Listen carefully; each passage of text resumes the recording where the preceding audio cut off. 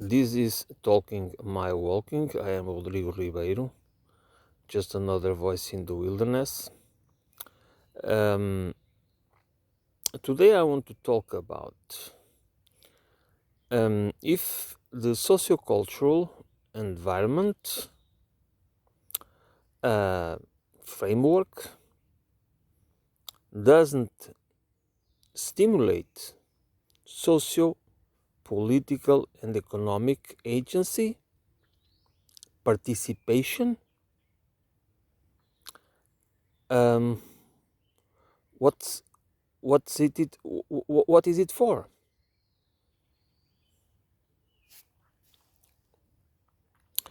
So the main the dominant sociocultural paradigm exists um, exists beyond it is not um, something. It's our reality, okay, but it's not a reality that we think about it, because it's like the water. Many people understand, I mean most people understand this. It's like the water for the fish is just there. It is just the the normalcy of our reality. So if it doesn't stimulate political, socio-political, and economic participation, agency, conscious agency,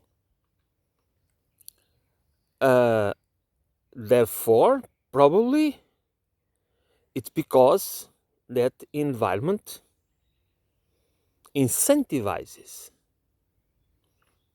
conformity and compliance, manufactures consent. We can express our opinions, and we can express our political views, but most of it is ideological. It doesn't have any. It is ideological, and it's weaponized, and it is the consequence of the weaponization of ideas and values and principles and suppositions uh, in the form of narratives, where emotions are very important, and feelings like guilt and shame, and this and which has to do with morals, not with justice, but with morals, which is the glorification or demonization. It's always about glorifying or demonizing something, or it can be a group of people, a class, it can be a race, an ethnic group, ethno-cultural group, or it can be whatever it is. It can be, as we know these days, immigrants, for example, or it can be uh, um, homeless people.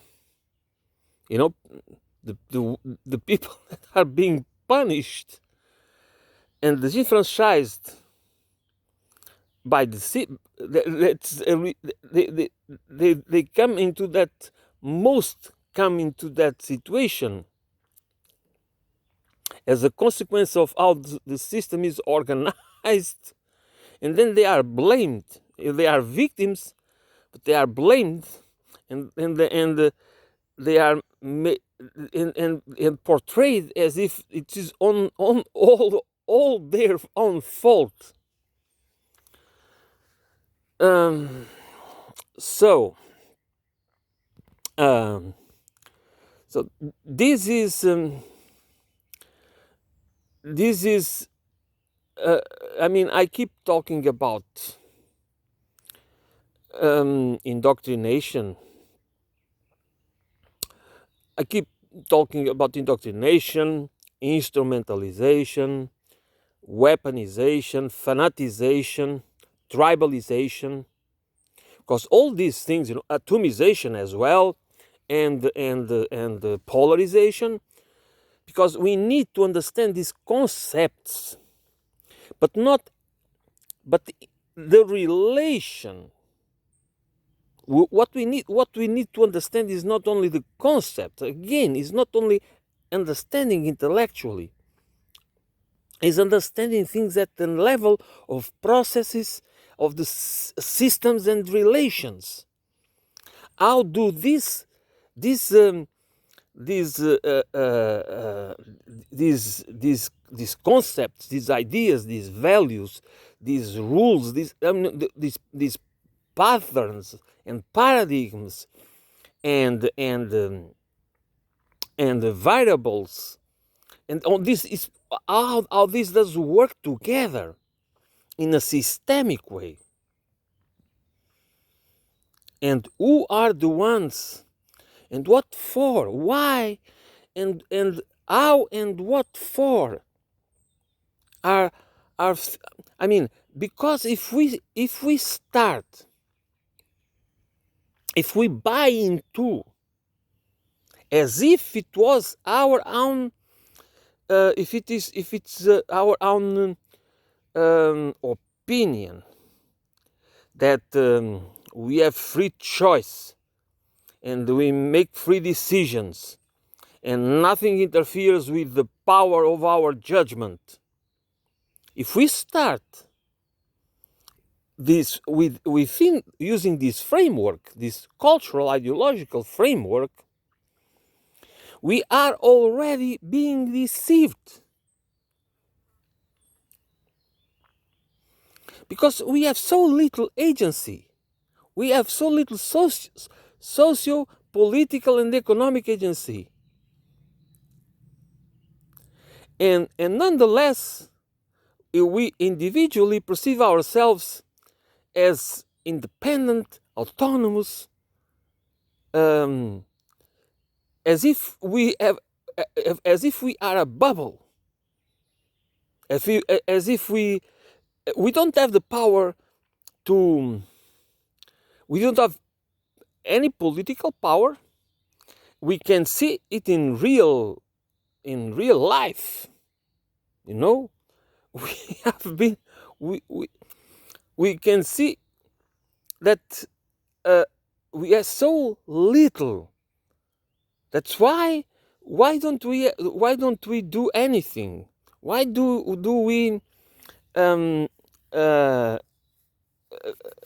we try to live in our lives and try to make the best we can, to suffer the less possible, and to take care of our loved ones and this and that, and we don't understand how profoundly manipulated we are, because because of our very condition, of our socio-cultural condition.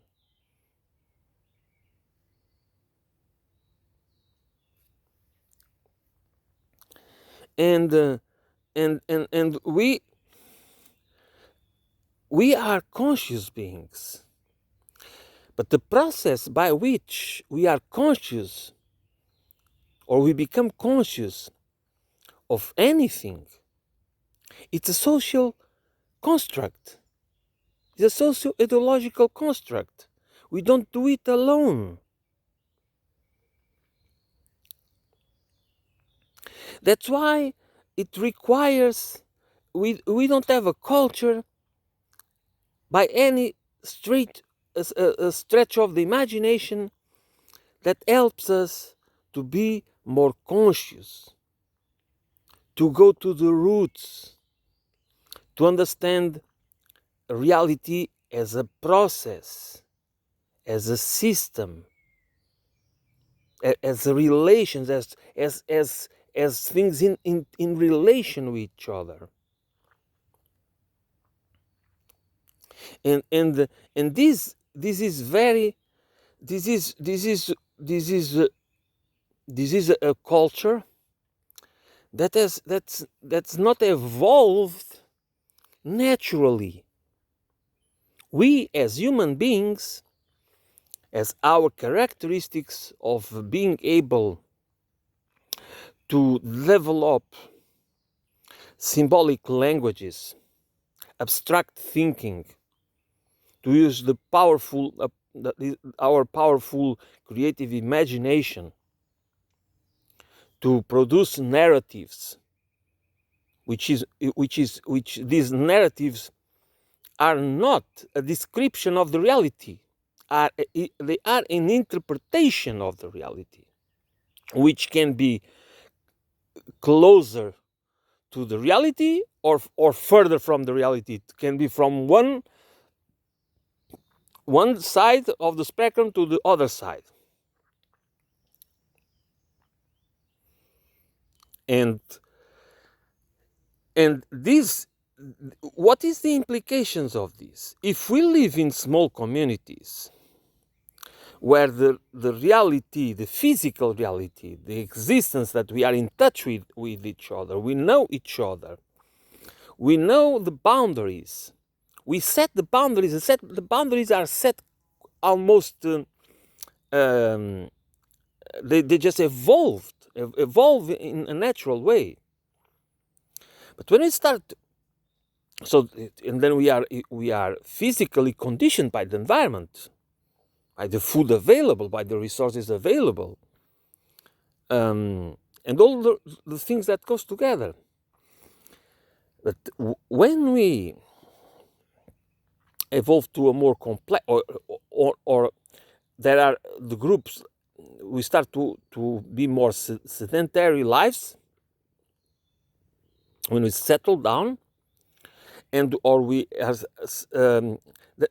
this is, and the reality becomes more complex, and then that's this even this division of labor, these hierarchies of power and distribution of roles and tasks,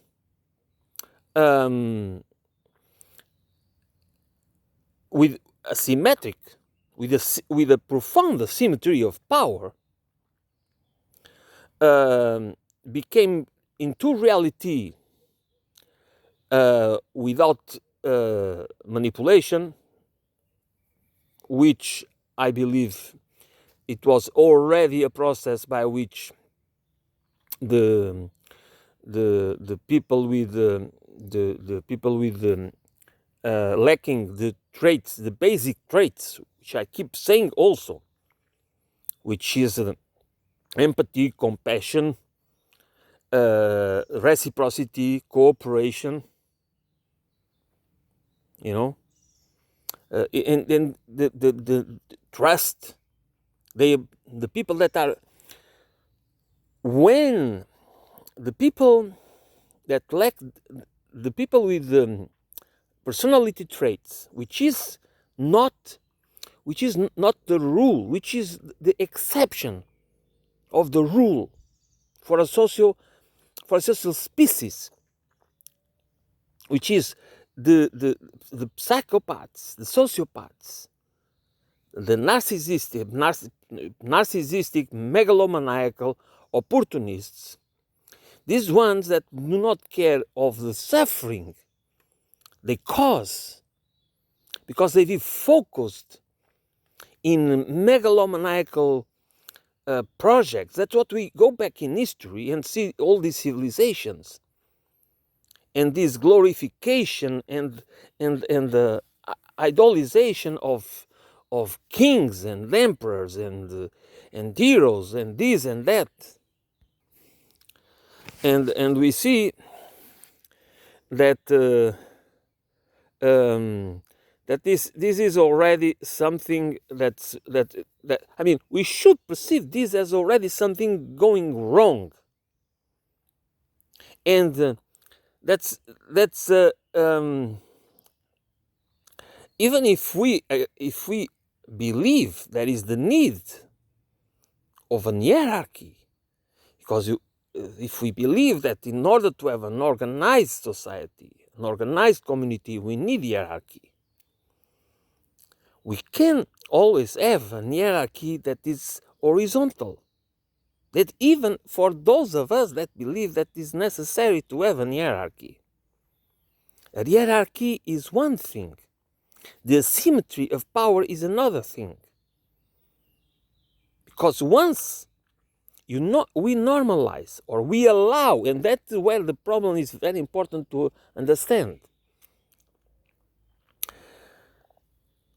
Once we allow, because we have no agency, or because we just do not see the dangers, the threat, the risks, because we might already be being deceived without understanding that we are being deceived. That's what happens most of the time. Most of the time we are being deceived. We don't understand when that's occurring, because if we understand it, we just know what's going on. That's why deception works, because we don't see it as, we don't perceive it as deception. That's how it works. And it's not because we are not smart. It's because we see most of what we see it through framing, language framing. And we have to compare it at the subconscious level. That is our framework, our dominant narratives, and then we frame it according to our experience and all the idiosyncrasies that are particular to each individual. And then we just think we understand. No, we all know it, that we have been deceived so many times. That we are led to deception because we are induced in error. We are induced to frame reality or a portion of the reality in the wrong way. And we allow to be instrumentalized, or we are instrumentalized without understanding that we are being instrumentalized. And then we might commit, I mean, as Voltaire said, those who believe absurdities are willing to commit atrocities. You know, this is exactly how it works. And that's why I don't remember the quote that goes like that: we go into that we are driving to madness as a mob, as a group, and then you just recover our senses one by one. And this is true also, because it's an individual process. It's a conscious individual process. That's why we need a culture and a society that helps us to build true socio-political and economic agency, which is not what we have. And that's why it's delusional to talk about, or to be, because it's already a deception. It's part of the big delusion, kind of, you know. That is a big delusion about liberty and democracy, because first, to start with, there is no, I mean, for most of us, uh, which I could say maybe 80% of the population at least, or I mean, it depends on what, where do we live, which country we live. But most of the population don't have real agency. They they have too People have too many worries, you know, about work, about about being good enough, about being able to keep up with the competition, about being able to pay the bills and to keep up with inflation.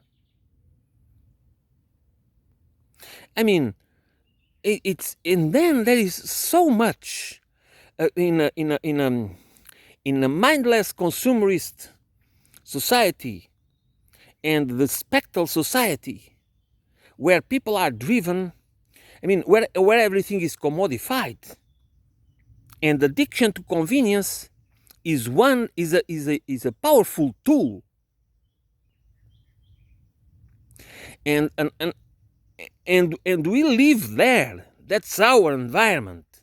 That's our socio-cultural environment, which is economic and political too.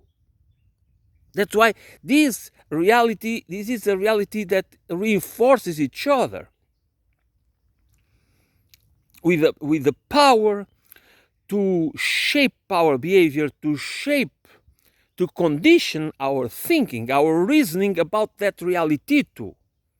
So that's why we need to understand it as in different levels, in order to be able to see how much our culture is just about to stimulate confirmation biases.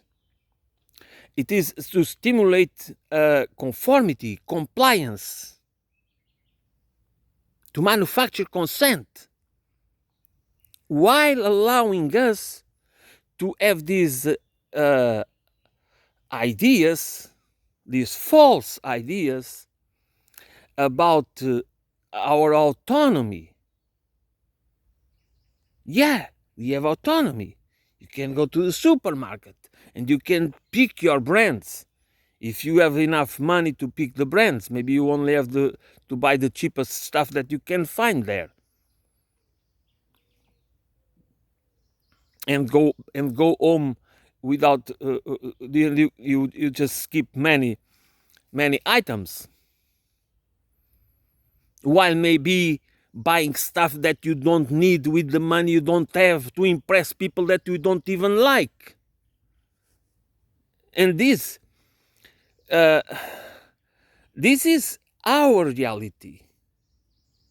We live in a delusion of independence, autonomy,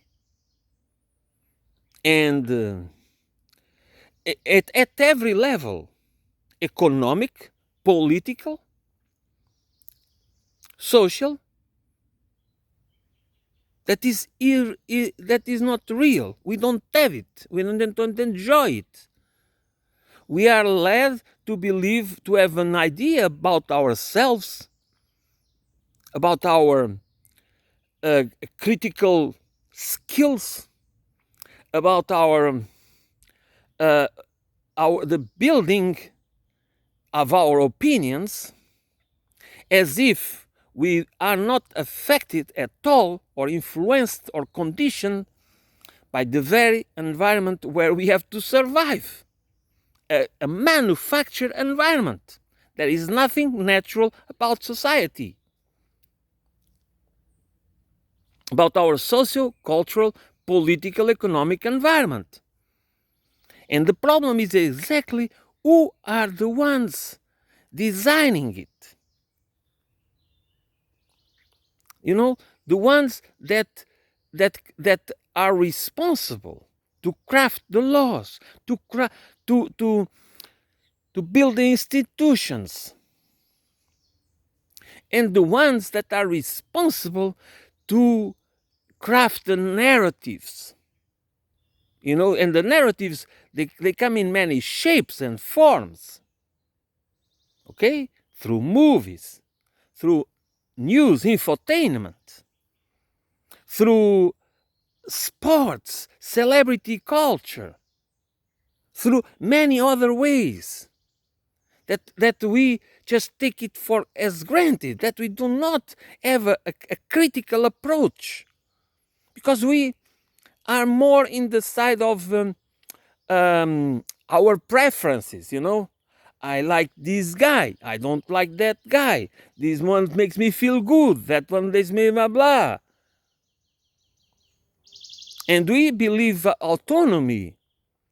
I mean, we believe that political, social, and economic agency and participatory, you know, participatory politics and participatory economics, you know, is about this kind of choices. As the same goes for political choices. As if I mean, we don't talk about policies. We don't talk about what kind of society do we want. We discuss characters. People that are performers. And bad performers, by the way, for the most part. And we do not, I mean, where do we go from here? I mean, what do we expect? When things do not keep, when it's kind of working as it did during several decades in European, Western Europe and America and elsewhere, it was okay because people were having a nice life. But now things are there is a cumulative process where they do not have any more answers. The system is broken.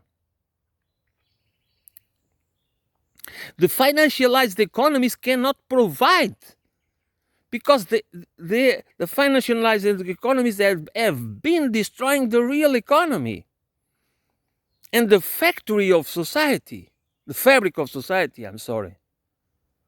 And then what? And that has to be fascism.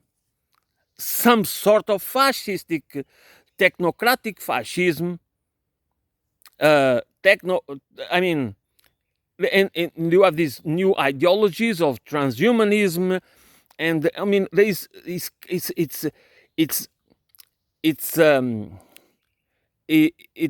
craziness on steroids. And we don't have solutions because we are not thinking about the problems. We are not thinking about the roots, because we are still using the same paradigm, the same framework. You know, we are still keeping in so many delusions about this existing system, which is capitalism. Okay, capitalism is not a market economy. I would like people to think about it. A market economy can be socialistic, can be capitalistic, can be this, can be that. Capitalism means the accumulation, the unlimited accumulation of wealth. And it goes like that. Accumulation of wealth corrupts. When we're talking about power, accumulation of wealth corrupts. Unlimited accumulation of wealth corrupts absolutely. That's what capitalism is. That's why capitalism is about private property, proprietary rights, because it's defense of private ownership above the supremacy of private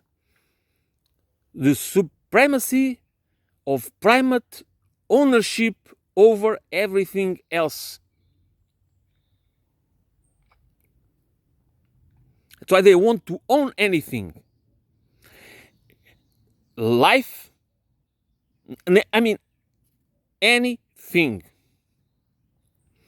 And we think, and that's we buy into the idea that we also want to be owners. That's why we all worship these billionaires. These people are scumbags. Nevertheless, so many of us worship them. They are willing to sacrifice. It doesn't matter how many of us, in order to make sure that they survive. Okay, they will do it. There will be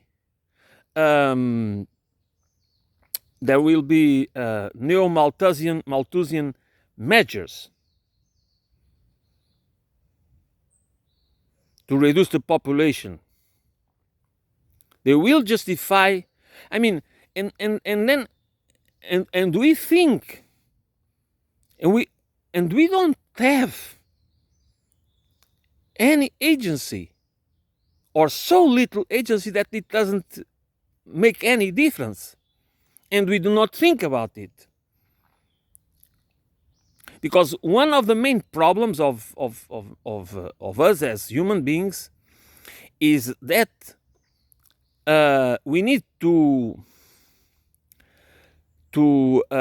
think outside the box in order to ask the questions, the necessary questions, the fundamental questions. Otherwise, we keep looking, we keep understanding reality, perceiving reality through lenses that were provided to us. They are not of our own making, as we believe. Because we are social beings, and by being also cultural beings, that's where the manipulation it becomes very powerful. If we were not these cultural beings able to produce, to use our creative imagination for whatever purpose, we could not manipulate each other. And if we would have a culture that would be emphasize, that would be based on trust, justice, and truth, which they need to go together. There cannot be truth and justice without trust. We would be in another place, in a different place, as a society, as an economic and political system. But we are not. So we, I mean, we need to have to train ourselves in self-analysis of our own of how we perceive reality and how we understand ourselves and everything else. Self-analysis is fundamental. Introspection and the need to the search for facts, for factual, and truth matters. It's not truth as a, it's not truth in absolute terms or truth in relative terms. It's truth in relation, okay? Which is totally different. Because if we see truth is always relative and subjective and this and that, that's BS. That's another form of controlling us by making us think that nothing matters. There's nothing we can do to change anything. There is Tina. There is hopelessness and helplessness, learned helplessness. And we must not buy into this, because truth matters. Facts matter. Reality, understanding reality matters. And there is reality. Reality is not just subjective.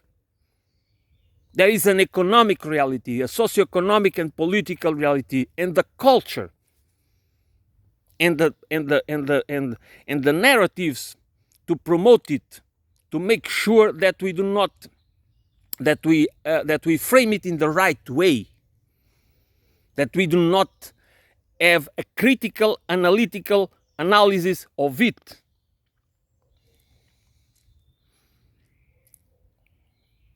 But we need to, this process, it's not only intellectual. This is a process, this needs to be a conscious transformative process that we take seriously. This is not only to be, that's why this matters. Because even because before people make assumptions about, I am a Marxist, I am, why people, or fascist. Nobody likes to say that I'm a fascist, but man, there are people that, why are you proud? Why are we proud to be this or that, or stick a label on us? Where does it come from?